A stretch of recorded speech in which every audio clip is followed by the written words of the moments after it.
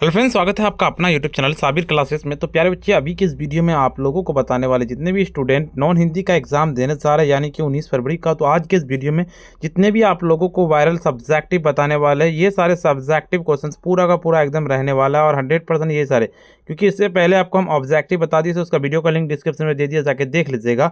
Set ए से लेकर set जे तक सारा सेट का बताएंगे, first sitting and second sitting दोनों का। तो इसीलिए वीडियो को पूरा देख के जाइएगा। 3 घंटा 15 मिनट का टाइम मिलेगा, 100 नंबर का आपका एग्जाम होगा।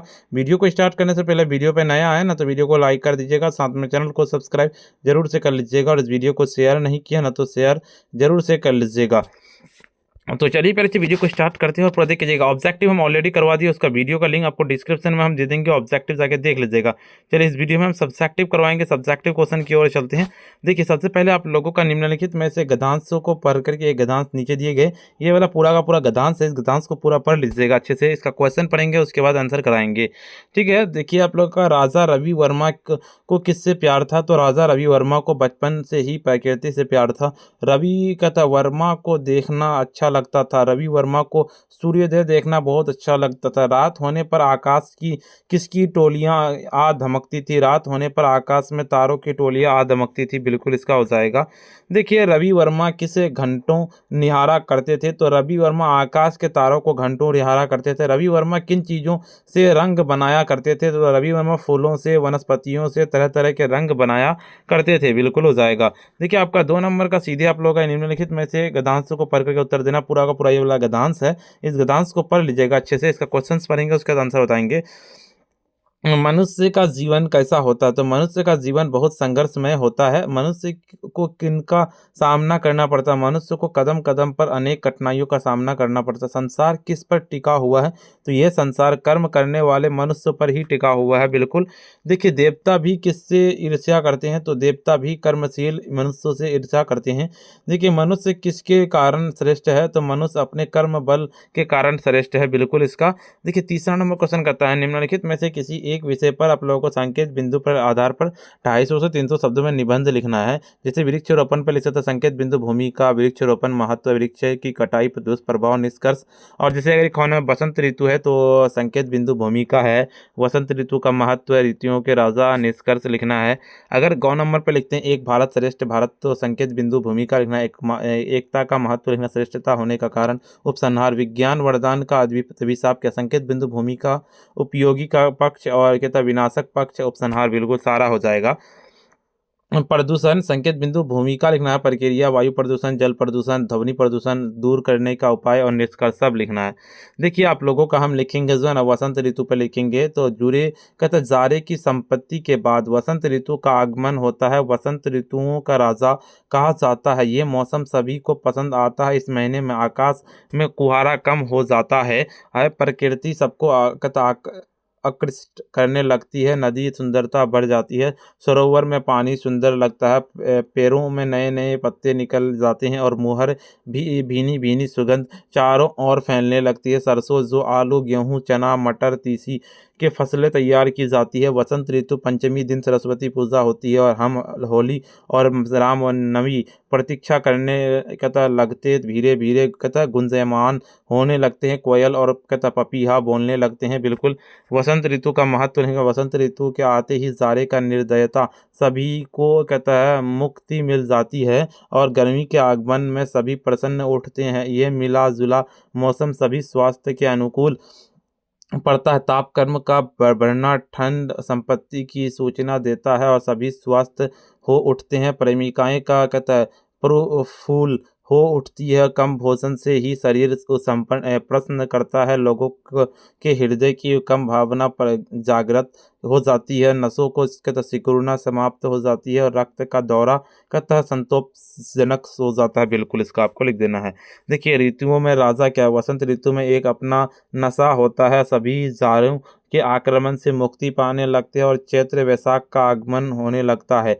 फूल खिल जाते हैं, आम मंजरियां लग जाते हैं। कहते ऋतुराज वसंत उत्साह और आशा से भरा मास होने के कारण सर्वश्रेष्ठ ऋतु, ताजगी और स्फूर्ति कहता स्फूर्ति ऊर्जा ग्रहण हो जाता है, जनजीवन तरोताज़ा और कहते प्रफुल्लिता हो उठता है। यह ऋतुओं में श्रेष्ठ है।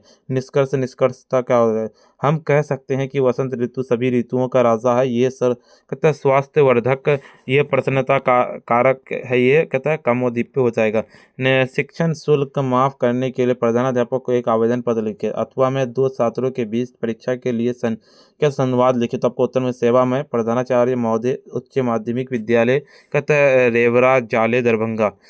आपको लिखना है कि शिक्षण शुल्क माफ करने के हेतु आवेदन पत्र। महाशय, सभी ने निवेदन है कि 10वीं कक्षा का विद्यार्थी हूँ, मेरा एक निर्धन परिवार से संबंध रखता हूँ। मेरे पिताजी इतना कम पैसा कमाते हैं, किसी तरह से हम 2 वक्त का भोजन मिल पाता है, वह मेरी पढ़ाई लिखाई का बोझ नहीं उठा पा सकते हैं।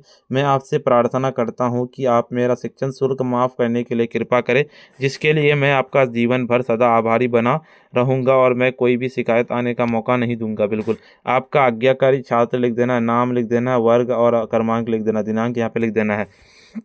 निम्नलिखित प्रश्नों में से किन्हीं 5 प्रश्नों के 20 से 30 शब्दों में उत्तर दें। बिल्कुल लिखना है। विक्रमशिला विश्वविद्यालय किस सदी तक एशिया उत्कृष्ट शिक्षा केंद्र बन चुका था? ये विद्यालय कहाँ अवस्थित है? कि विक्रमशिला विश्वविद्यालय 10वीं 11वीं सदी के एशिया तक उत्कृष्ट केंद्र बन चुका था।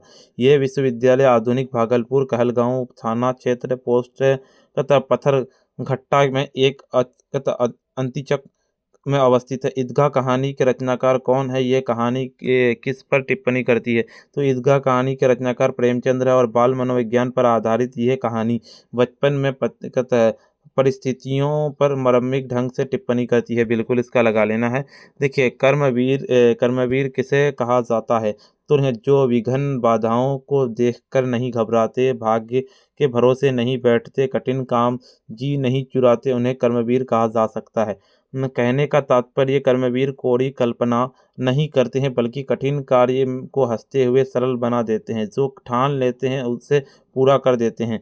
लिखना आपको कहता है। चौथा नंबर कि बाल गोविंद कबीरदास को मानते थे और इसमें क्या कारण है? बाल गोविंद भगत साधु थे, कमर लंगोटिया मात्र पहनते थे, सिर पर कबीरपंथी टोपियों की कंदपटी टोपी पहनते थे और बाल गोविंद भगत कबीर के तरह गृहस्थ वैरागी थे। वे बाहरों क्रियाकलाप और सामाजिक अम्बडर नहीं मानते थे, बाहर गृहस्थ और मन में सन्यासी थे। बिल्कुल केवल बड़ाई और कोई आदमी बड़ा नहीं होता, इसके समर्थन बिहारी ने क्या उदाहरण दिया था?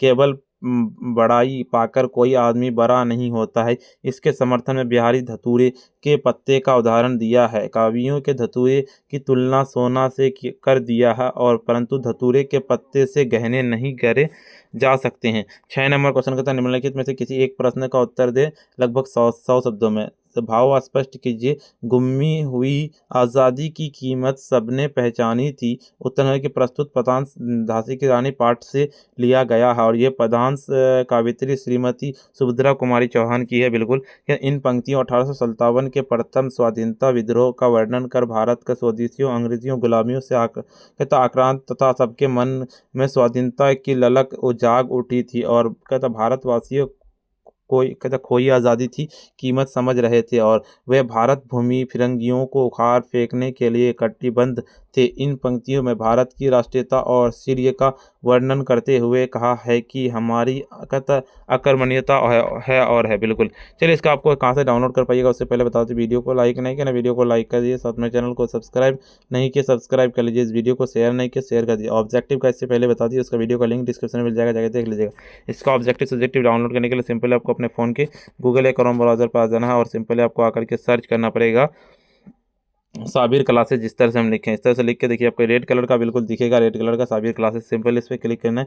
जैसे इस पर क्लिक करेंगे देखिए इस तरह का इंटरफेस खुल के आ जाएगा। ऊपर की ओर चलेंगे यहाँ पे आंसर की दिखेगा, आंसर की वाला पे क्लिक करना, एट आएगा थोड़ा सा क्लोज करना। ऊपर की ओर चलेंगे स्क्रॉल डाउन करते हुए देखिए यहाँ पे आपको नॉन हिंदी का दिखेगा, फर्स्ट सीटिंग सेकंड सीटिंग का यहाँ पे ऊपर की ओर चलेंगे फर्स्ट सीटिंग आपको यहाँ पे दिखेगा। किसी भी सीटिंग का क्लिक करना, जिस भी सीटिंग पे आप हैं उस पर क्लिक कीजिएगा, आपका इंटरफेस खुल के आ जाएगा। ऊपर की ओर चलेंगे स्क्रॉल डाउन करते हुए आपको स्क्रॉल डाउन करते हुए यहाँ पे आंसर की मिल जाएगा। ऊपर की ओर चलेंगे आपको अगर ऑल सब्जेक्ट का आंसर की डाउनलोड करना ऑल सेट का, तो यहाँ पे किसी भी सेट पे क्लिक करना, डाउनलोड हो जाएगा। अगर आपको वायरल पेपर के लिए आए हैं सब्जेक्टिव ऑब्जेक्टिव के लिए, तो ऊपर की ओर चलेंगे, स्क्रॉल डाउन करते हुए थोड़ा सा स्क्रॉल डाउन करते हुए आइएगा। देखिए यहाँ पे जो एग्जाम हो गया वो सारे हैं, और ऊपर की ओर संस्कृत वाले का यहाँ पे है, और यहाँ पे देखिए नॉन हिंदी का बिल्कुल वायरल पेपर है पहला बच्चे। यहाँ पे अगर डाउनलोड करना तो यहाँ पे क्लिक करेंगे, ठीक है। अगर आपको सब्जेक्टिव डाउनलोड करना वायरल का सब्जेक्टिव क्वेश्चन, तो इस पर क्लिक करेंगे, आपका पूरा का पूरा आपका डाउनलोड हो जाएगा। जाइए और डाउनलोड कर लीजिए। वीडियो को लाइक नहीं किया, वीडियो को लाइक कर दीजिए, साथ में चैनल को सब्सक्राइब नहीं किया, सब्सक्राइब कर लीजिए, इस वीडियो को शेयर कर दीजिए। प्यारो बच्चे आज के लिए इतना ही, फिर मिलते हैं हम नेक्स्ट वीडियो में।